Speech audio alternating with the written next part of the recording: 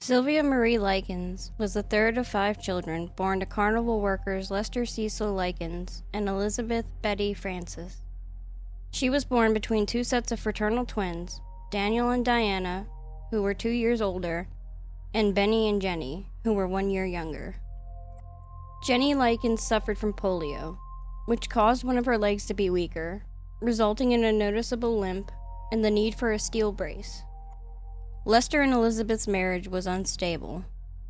They often sold candy, beer, and soda at carnival stands around Indiana during the summer, moving frequently and experiencing severe financial difficulties.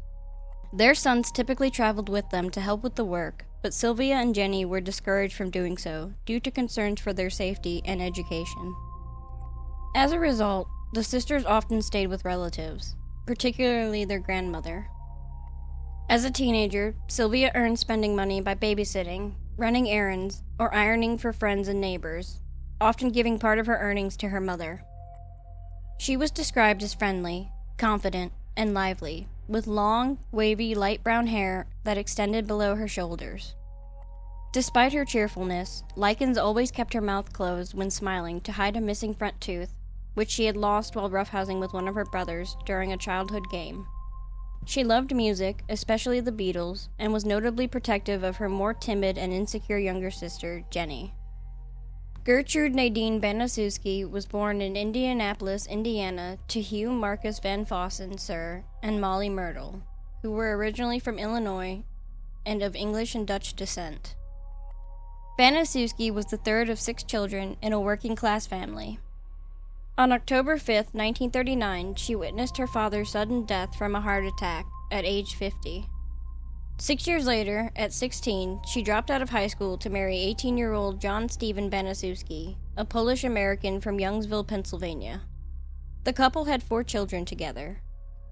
Despite John's volatile temper and occasional violence, they remained married for 10 years before their first divorce. After her first divorce, Baniszewski married Edward Guthrie, but the marriage lasted only 3 months. She then remarried her first husband, with whom she had 2 more children. They divorced again in 1963. Weeks after her third divorce, Baniszewski began a relationship with Dennis Lee Wright, a 20-year-old welder who also physically abused her. They had 1 child together, Dennis Lee Wright Jr. Shortly after their son's birth in May of 1964, Wright abandoned her. Baniszewski filed a paternity suit against Wright for financial support, but he rarely contributed. By 1965, Baniszewski lived alone with her 7 children: Paula, who was 17, Stephanie, who was 15, John, who was 12, Marie, who was 11, Shirley, who was 10, James, who was 8, and Dennis Lee Wright Jr., who was 1. At 36 years old, she was 5 feet 6 inches tall and weighed only 100 pounds. She was described as a haggard, underweight asthmatic chain smoker who suffered from clinical depression due to the stress of 3 failed marriages, a failed relationship, and a recent miscarriage. Financially, she relied on sporadic checks from her first husband, a former Indianapolis policeman, and occasionally earned money by doing odd jobs such as sewing or cleaning for neighbors.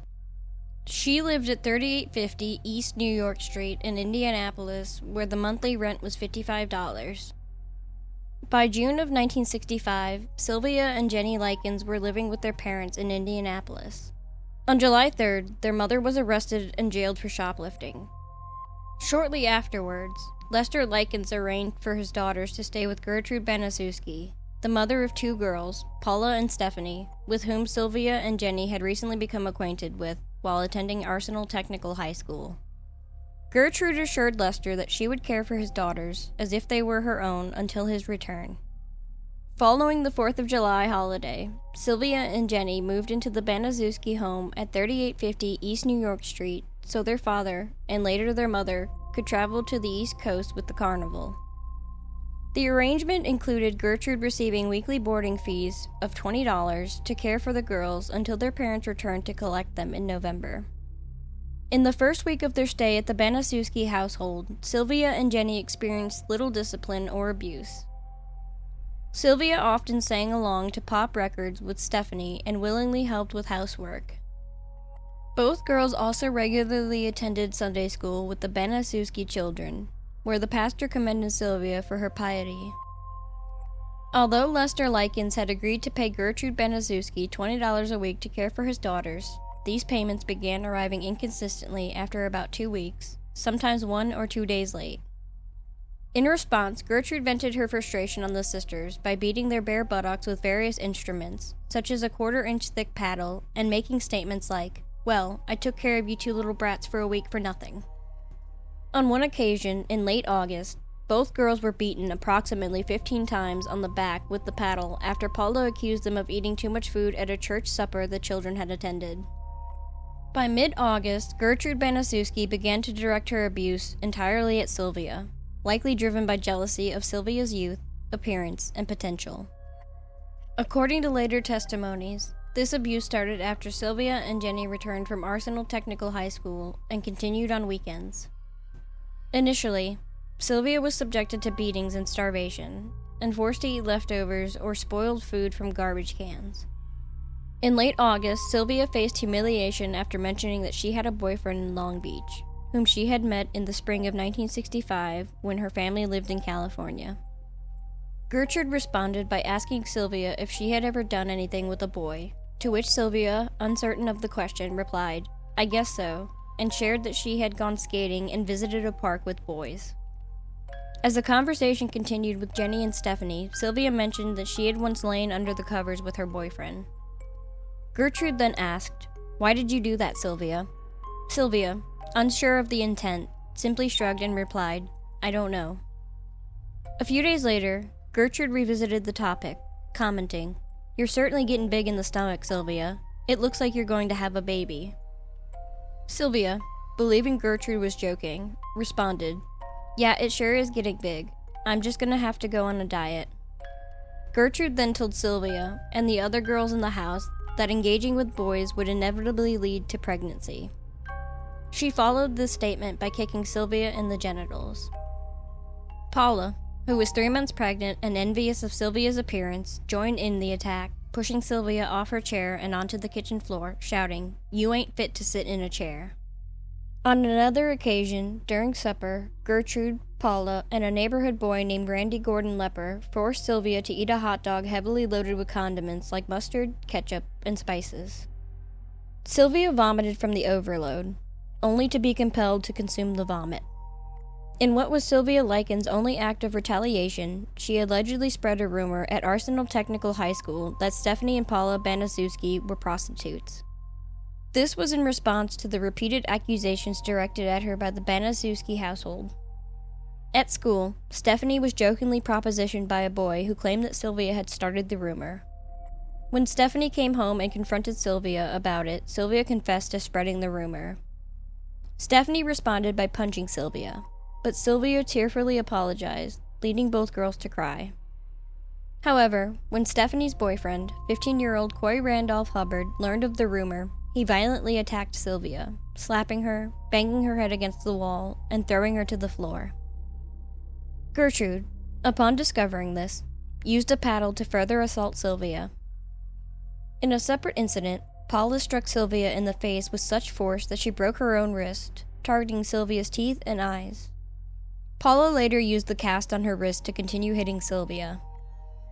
Additionally, Gertrude would occasionally force Jenny to hit her own sister, punishing Jenny if she refused. Coy Hubbard and several of his classmates frequently visited the Baniszewski residence and both physically and verbally tormented Likens, often collaborating with Baniszewski's children and Gertrude herself. With Gertrude's active encouragement, these neighborhood children routinely beat Likens. Gertrude eventually forbade Likens from attending school after she confessed to having stolen a gym suit from the school, due to Gertrude having refused to purchase the clothing for her. For this act of theft, Gertrude whipped Likens with a 3-inch wide police belt. Gertrude then burned Likens' fingertips with matches, before further whipping her. A few days later, Gertrude repeatedly whipped Jenny with the police belt after she reportedly stole a single tennis shoe from the school to wear on her strong foot. The Likens siblings were terrified of alerting family members or school authorities about the worsening situation at home, fearing that it would only exacerbate their suffering. Jenny, in particular, struggled with the urge to seek help, but was deterred by Gertrude's threats of severe punishment if she did. Additionally, Jenny faced bullying from local girls and was sometimes ridiculed or beaten for hinting at Sylvia's plight. In July and August, Lester and Elizabeth Likens visited their daughters in Indianapolis whenever their schedule allowed. During their last visit on October 5th, neither Sylvia nor Jenny showed any signs of distress, likely because Gertrude and her children were present. As soon as Lester and Elizabeth left, Gertrude taunted Sylvia, saying, "What are you going to do now, Sylvia? Now they're gone." In September, Sylvia and Jenny met their older sister, Diana Shoemaker, at a local park and told her about the abuse they were suffering, with Sylvia being the primary target. They did not provide their exact address, and Diana initially doubted the extent of their claims. Earlier, Sylvia and Jenny had met Diana at the same park with 11-year-old Marie Baniszewski. Sylvia was given a sandwich by Diana when she mentioned being hungry. Though Sylvia did not disclose this to anyone, Marie later informed her family. In response, Gertrude accused Sylvia of gluttony, leading to her being choked and beaten by Gertrude and Paula. They then subjected her to a scalding bath to cleanse her of sin, with Gertrude forcibly reviving Sylvia by banging her head against the bath whenever she fainted. Shortly after, Michael John Monroe's father anonymously reported to Arsenal Technical High School that a girl with severe sores was living at the Baniszewski home. The school nurse visited, but Gertrude claimed Sylvia had run away the previous week and that her sores were due to poor hygiene. Gertrude also criticized Sylvia as a negative influence. Sadly, the school did not pursue the matter further. The Baniszewski family's immediate neighbors, Raymond and Phyllis Vermillion, initially thought Gertrude was a good guardian. However, during 2 visits, they saw Paula physically abusing Sylvia, who had a black eye, and heard Paula bragging about the mistreatment. On their second visit, they noted Sylvia appeared unusually subdued and zombified. Despite this, the Vermillions did not report the abuse. Around October 1st, Diana learned her sisters were at the Baniszewski residence and tried to visit them, but Gertrude refused entry, claiming she had instructions from the parents not to let Diana see the girls. Diana was told to leave. About 2 weeks later, Diana saw Jenny near the house and asked about Sylvia's well-being. Jenny replied, "I can't tell you or I'll get in trouble." As the frequency and severity of the abuse inflicted on Sylvia Likens escalated, she eventually became incontinent. Denied access to the bathroom, she was forced to soil herself. On October 6th, as punishment for her incontinence, Gertrude Baniszewski confined Sylvia to the basement, where she was restrained and left without clothing. In the basement, Sylvia was rarely fed, frequently deprived of water, and occasionally tied to the basement stairs with her feet barely touching the ground. In the weeks prior to locking Likens in the family basement, Gertrude had increasingly abused and tormented Likens. The physical and mental abuse would sometimes pause when the Baniszewskis watched their favorite television shows. Additionally, neighborhood children were occasionally charged 5 cents to witness the abuse inflicted on Sylvia Likens, which included humiliation, beating, scalding, burning, and ultimately mutilation. During Sylvia's time in the basement, Gertrude, along with her own children and local kids, would frequently restrain and gag her before immersing her in a bath filled with scalding water and rubbing salt into her wounds. On October 22nd, John Baniszewski Jr. tormented Sylvia Likens by offering her a bowl of soup to eat with her fingers, then snatching it away just as she, suffering from extreme malnutrition, tried to consume it. Later, Gertrude Baniszewski permitted Sylvia to sleep upstairs on the condition that she would no longer wet herself. That night, Sylvia whispered to Jenny, asking her to secretly give her a glass of water before she fell asleep. The next morning, when Gertrude discovered that Sylvia had urinated on herself, she punished her by sending her back to the basement. Shortly thereafter, Gertrude shouted for Likens to return to the kitchen, then ordered her to strip naked before proclaiming to her, "You have branded my daughters, now I am going to brand you." She began carving the words, "I'm a prostitute and proud of it," onto Likens' abdomen with a heated needle. Unable to complete the branding herself, Gertrude directed 14-year-old Richard Dean Hobbs to finish the task while she took Jenny to a nearby grocery store. Hobbs, who later described his etchings as short and light, continued carving the words into Sylvia's abdomen as she clenched her teeth and moaned. Afterwards, Hobbs and 10-year-old Shirley Baniszewski took Sylvia to the basement, where they attempted to burn the letter S beneath her left breast using an anchor bolt. However, they applied part of the loop incorrectly, resulting in a deep burn scar that resembled the number 3. Gertrude later mocked Sylvia by telling her that the words carved onto her stomach would prevent her from ever getting married. She taunted Sylvia, asking, "Sylvia, what are you going to do now? You can't get married. What are you going to do?" Overcome with tears, Sylvia responded, "I guess there's nothing I can do." That night, Sylvia confided in her sister, "Jenny, I know you don't want me to die, but I'm going to die. I can feel it." The next day, Gertrude Baniszewski woke Sylvia and forced her to write a letter dictated by Gertrude. The letter was designed to deceive Sylvia's parents into thinking their daughter had run away from the Baniszewski home. It falsely claimed that Sylvia had been attacked and mutilated by a group of unidentified local boys after supposedly agreeing to sexual relations with them. After Sylvia finished writing the letter, Gertrude planned to have John Jr. and Jenny blindfold Sylvia, take her to a nearby wooded area known as Jimmy's Forest, and leave her there to die. Once the letter was completed, Sylvia was once again tied to the stair railing and offered crackers, which she declined, saying, "Give it to the dog. I don't want it." In response, Gertrude forced the crackers into her mouth. Then she and John Baniszewski proceeded to beat Sylvia, focusing particularly on her stomach.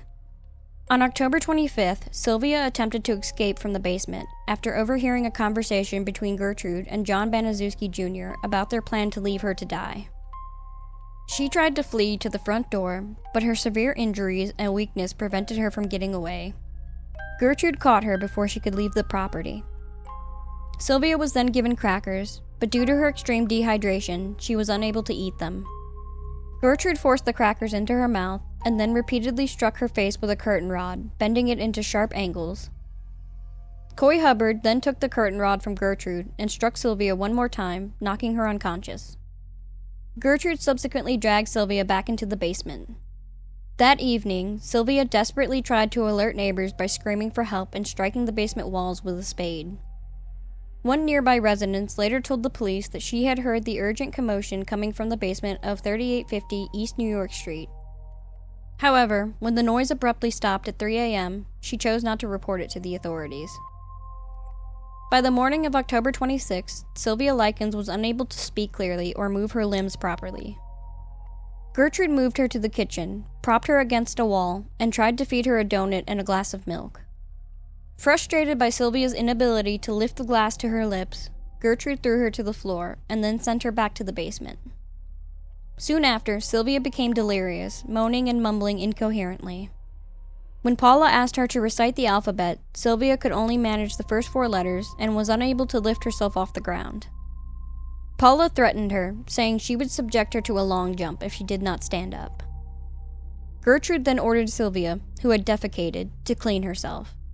Later that afternoon, some of Sylvia's tormentors gathered in the basement.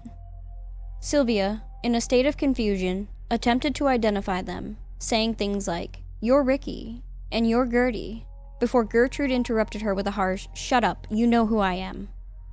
Sylvia then struggled to bite into a rotten pear, commenting on the looseness of her teeth. Jenny reminded her that her front tooth had been knocked out years earlier. Jenny then left Sylvia in the basement while she went out to do gardening work for neighbors.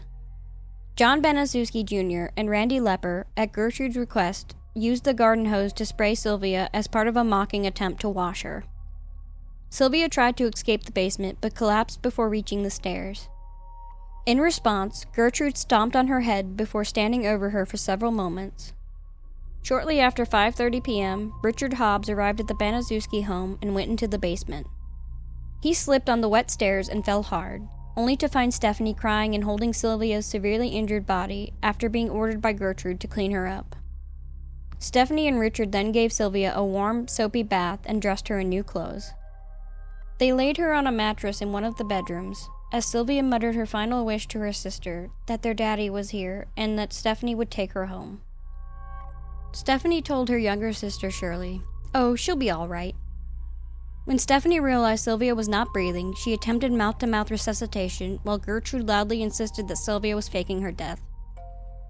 Sylvia Likens, at age 16, succumbed to her injuries. Gertrude Baniszewski initially struck Sylvia Likens' lifeless body with a book, shouting, "Faker, faker," in an attempt to revive her. When her efforts proved futile, she panicked and instructed Richard Hobbs to call the police from a nearby payphone. Around 6:30 p.m., police arrived at Gertrude's residence, where she led them to Sylvia's severely beaten, emaciated, and mutilated body lying on a soiled mattress in a bedroom. Gertrude handed the officers a letter she had coerced Sylvia into writing and claimed that she had been doctoring the child for over an hour before her death, having applied rubbing alcohol to Sylvia's wounds in a desperate attempt at first aid. She further fabricated a story that Sylvia had run away with several teenage boys before returning earlier that afternoon, bare-breasted and holding the note. Holding a Bible, Paula Baniszewski declared to everyone present that Sylvia's death was meant to be, then turned to Jenny and coldly offered, "If you want to live with us, Jenny, we'll treat you like our own sister." Following Gertrude's instructions, Jenny recounted the rehearsed version of events to the police, but discreetly whispered to them, "You get me out of here, and I'll tell you everything."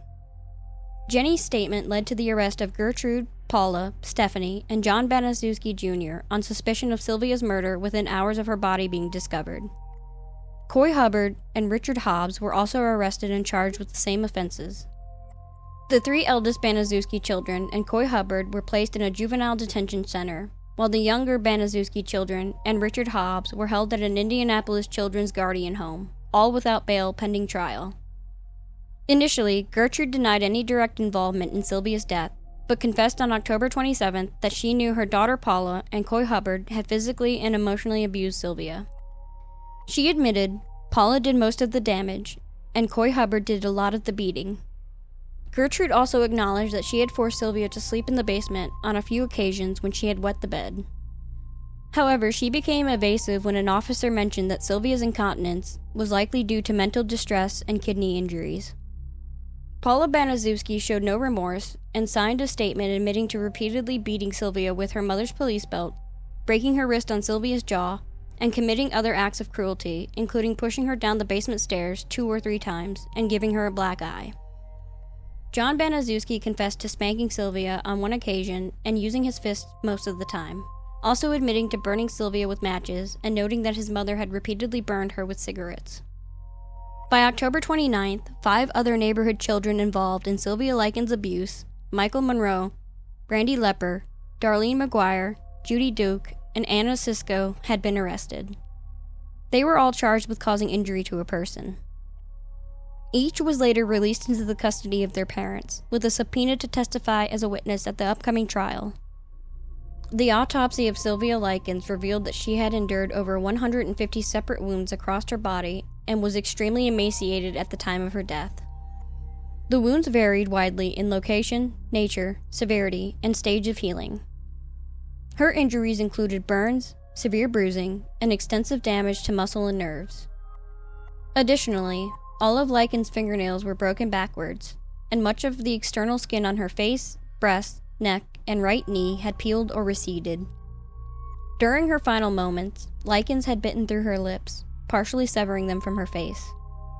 Dr. Arthur Keeble, the coroner, determined that the official cause of death was a subdural hematoma resulting from a severe blow to her right temple.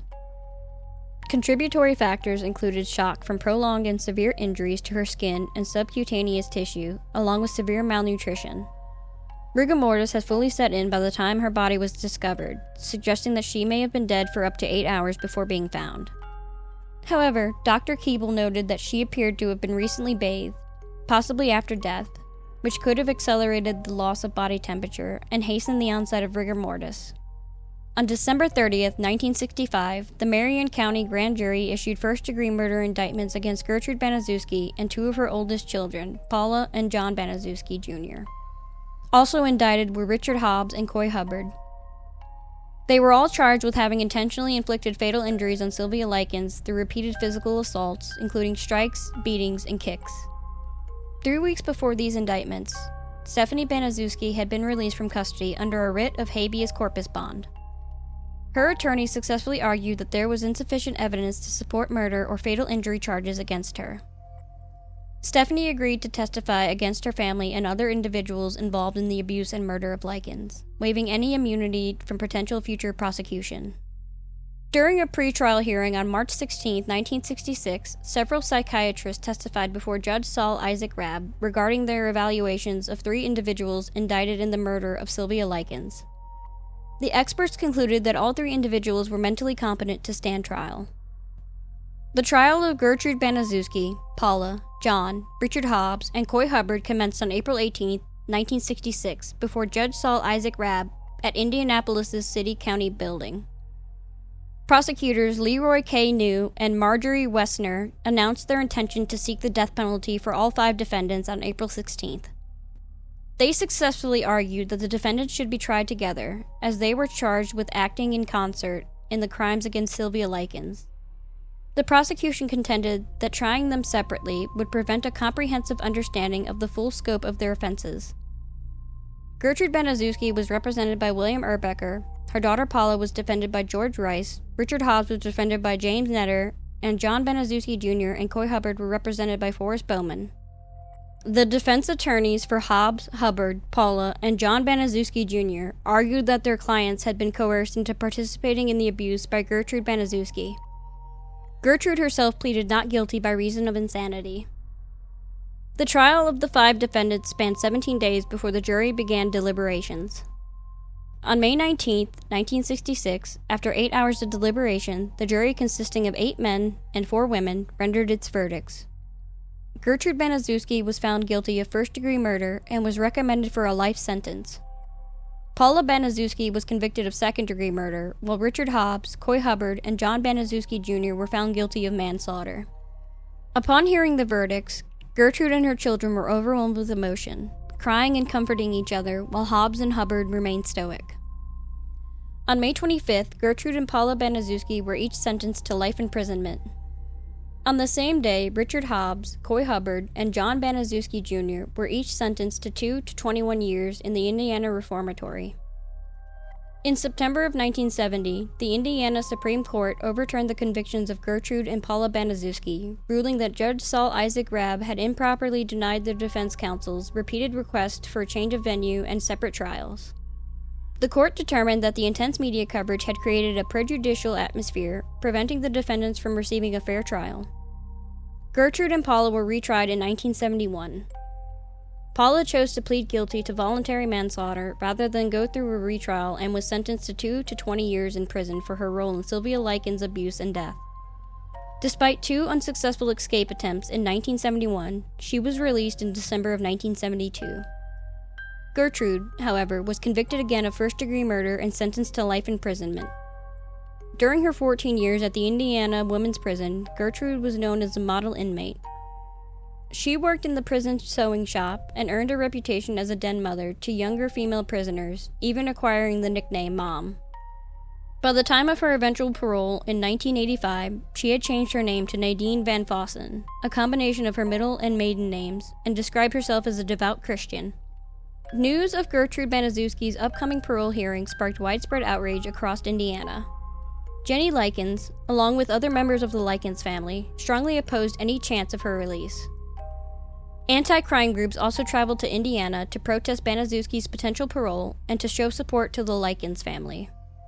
These groups organized a sidewalk picket campaign, collecting over 40,000 signatures from Indiana residents over 2 months, including from individuals who were too young to remember the case firsthand.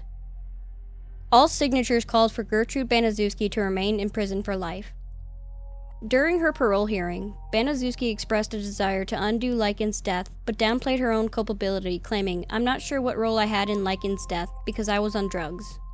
I never really knew her. I take full responsibility for whatever happened to Sylvia."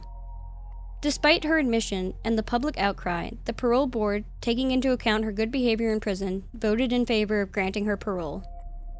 Baniszewski was released from prison on December 4, 1985. After her release from prison in 1985, Gertrude Baniszewski moved to Iowa. She never fully acknowledged responsibility for Sylvia Likens' prolonged abuse and death, claiming she could not clearly remember her actions during the months of torment. She largely attributed her behavior to the medication prescribed for her asthma. Baniszewski lived in relative obscurity in Laurel, Iowa, until her death from lung cancer on June 16, 1990, at the age of 61. Thank you all so much for watching. If you enjoyed this video, please give it a thumbs up and hit the subscribe button to join our community. We upload every Monday and Thursday at 4 p.m.